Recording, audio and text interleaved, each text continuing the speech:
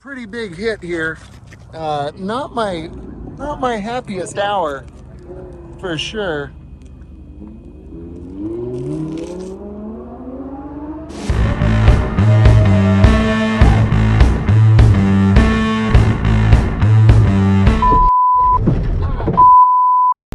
Hello, welcome back to Driven Dave. I've got my buddy Kyle here from Out of Spec.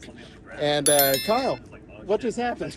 Well, we're up here, enjoying a beautiful drive. We just met up here in California, just seeing some friends, and we were just driving down the road, and a rock slide basically came down, and I think we like had to do some pretty quick maneuvers to get around some rocks. I know you didn't quite see it or couldn't react totally in time, and kind of went to straddle the rock, which could have been a good strategy, except that the rock impacted your battery pack pretty hard, harder than I've actually ever seen any battery take a hit.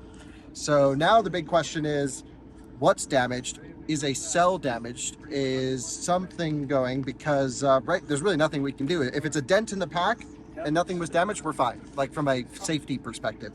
If a cell happened to get pierced and there could be a thermal runaway, then we really, couple considerations we want to get the car as far away from something that can burn as possible. We don't want to start a wildfire or anything like that.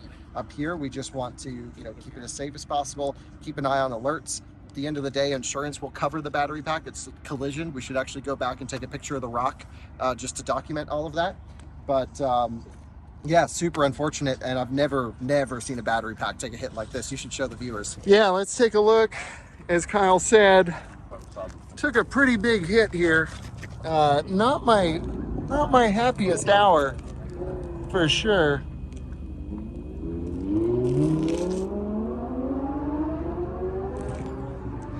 Yeah, super not cool. And not sure what we're gonna do about that. So far,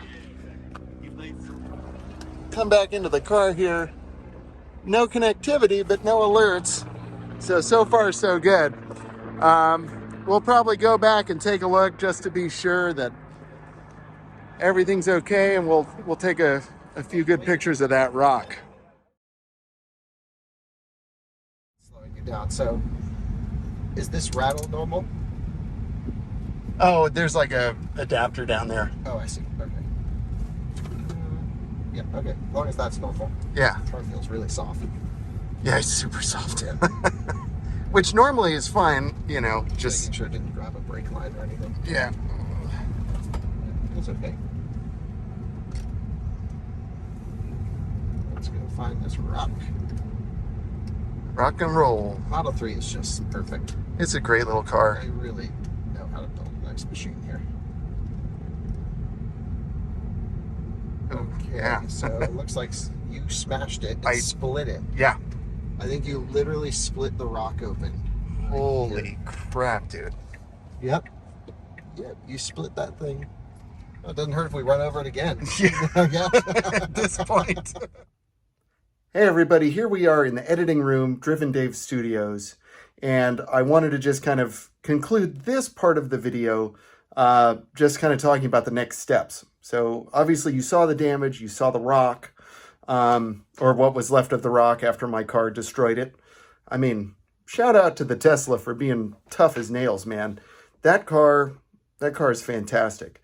After driving it, it seems to be driving pretty well. I'm still very cautious about possible damage, whether it be structural or damage to the battery pack itself. As Kyle mentioned, there are all the safety concerns in terms of parking it and driving it and all of that stuff. So far, I haven't smelled anything. It doesn't seem to be leaking anything. Maybe I got lucky. Maybe it's just a small dent in the pack.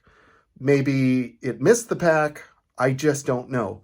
And I really need to find out. The next step is going to be I need to make a claim with my insurance company so that we can talk about getting it fixed.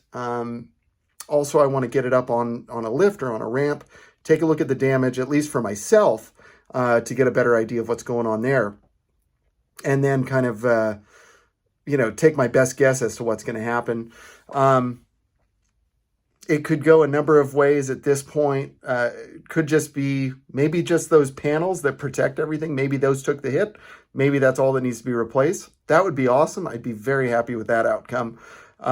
Won't cost anybody too much money, and we like that.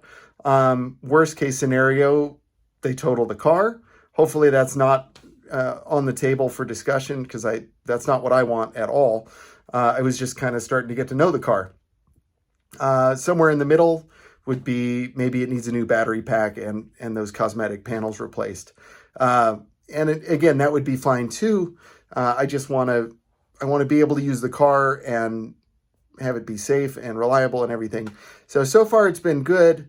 I will take you along for the next steps in this process. I mean, this is uncharted territory for me. I've only had the car, 7 months now. And I'm still kind of new to the whole EV experience. So I just don't know what's going to happen next. So comment down below, let me know what you think. And if you've had anything like this happen, I'd really be grateful for any kind of feedback and just share your experience with us as well. As Kyle mentioned, he's never seen a pack take a hit this hard. So, I'm sure this happens. I just don't know if there's a whole lot of videos of this happening, and everything. So at the very least, I'm glad I can take you along for the ride, so to speak, and kind of just get a feel for how this repair process works and everything.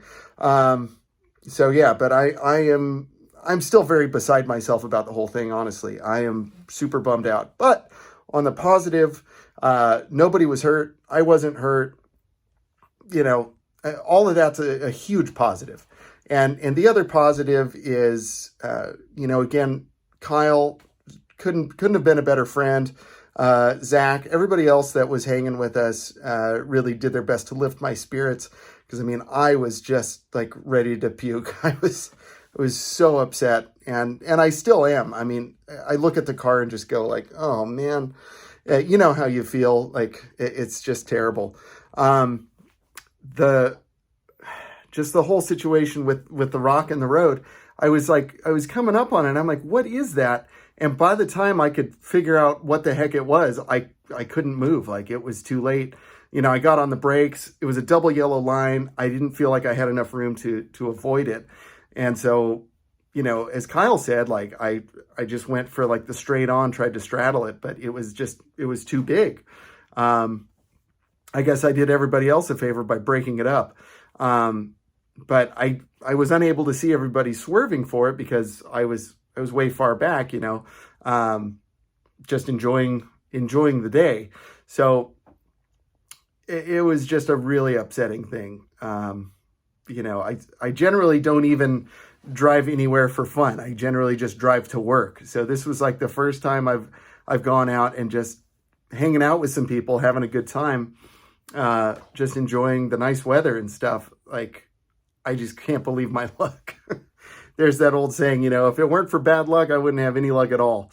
But again, I do consider myself lucky, because the car was drivable, nobody was hurt, and to be with such wonderful people and wonderful friends.